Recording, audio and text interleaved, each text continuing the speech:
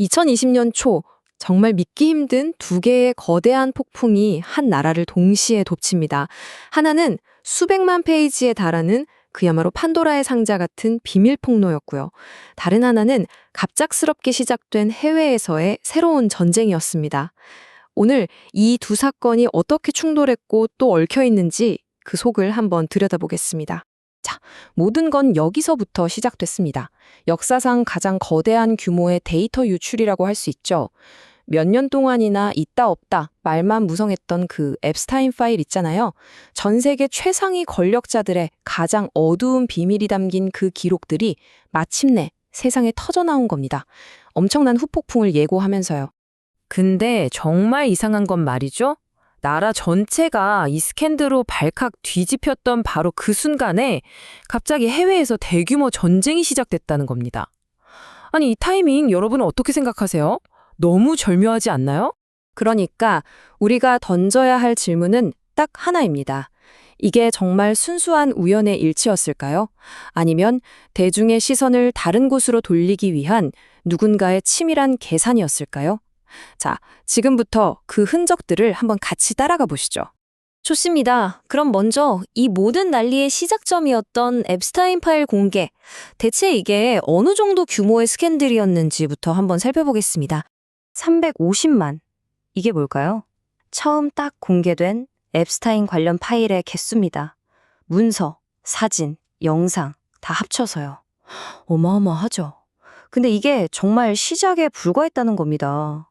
빙산의 일각. 딱 그 말이 맞았어요. 자, 보세요. 그 물 밑에는 뭐가 있었냐면 총 600만 페이지가 넘는 문서, 18만 장의 사진, 2,000개의 영상이 더 숨겨져 있었던 겁니다. 이건 그냥 단순한 파일 뭉치가 아니었어요.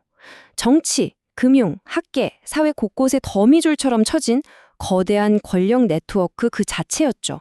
이 도표를 보시면 더 확실해지는데요. 이게 뭐 특정 분야, 한두 군데 얘기가 아니었다는 겁니다.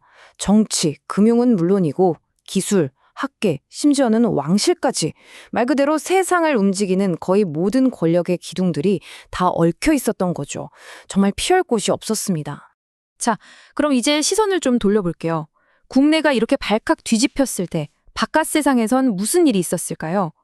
맞습니다. 바로 새로운 전쟁이 공식적으로 선포된 겁니다.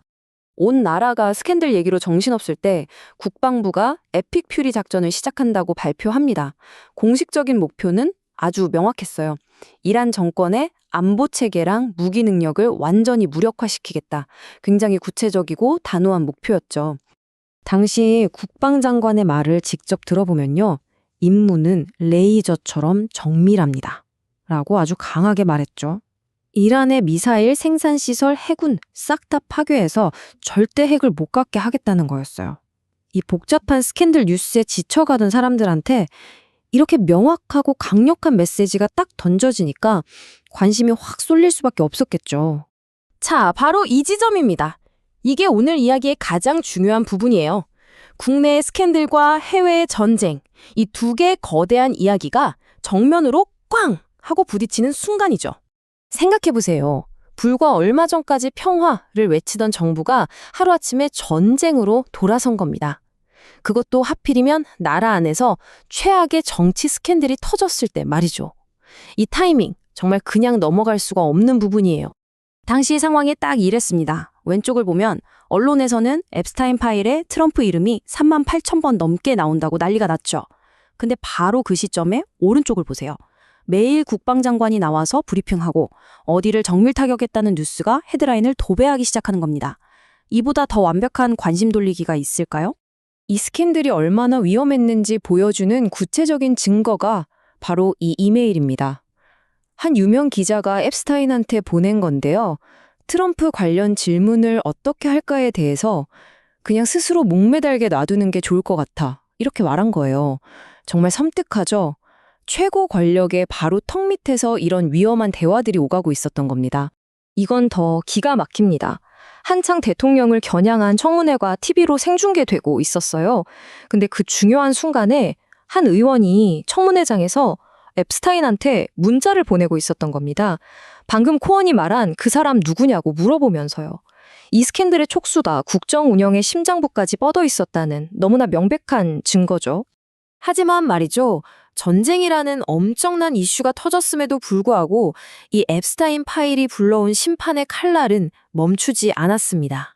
오히려 아주 현실적이고 극적인 결과들을 만들어내고 있었죠. 마치 도미노가 쓰러지듯이 하나씩 하나씩 무너지기 시작했어요. 처음엔 학계에서 시작됐죠.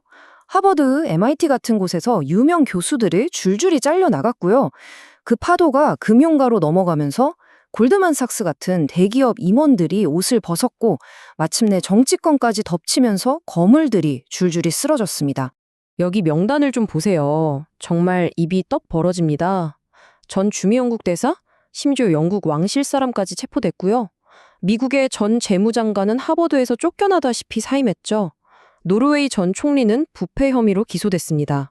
그야말로 예외가 없었어요. 결론은 이겁니다. 전쟁이라는 큰 이슈로도 이 스캔들을 완전히 묻어버릴 순 없었다는 거죠. 이건 그냥 좀 시끄러운 가십거리가 아니었어요. 전 세계 엘리트들을 향한 거대한 심판이었고 그들 사회의 뿌리 자체를 흔들어버린 대숙청이었습니다.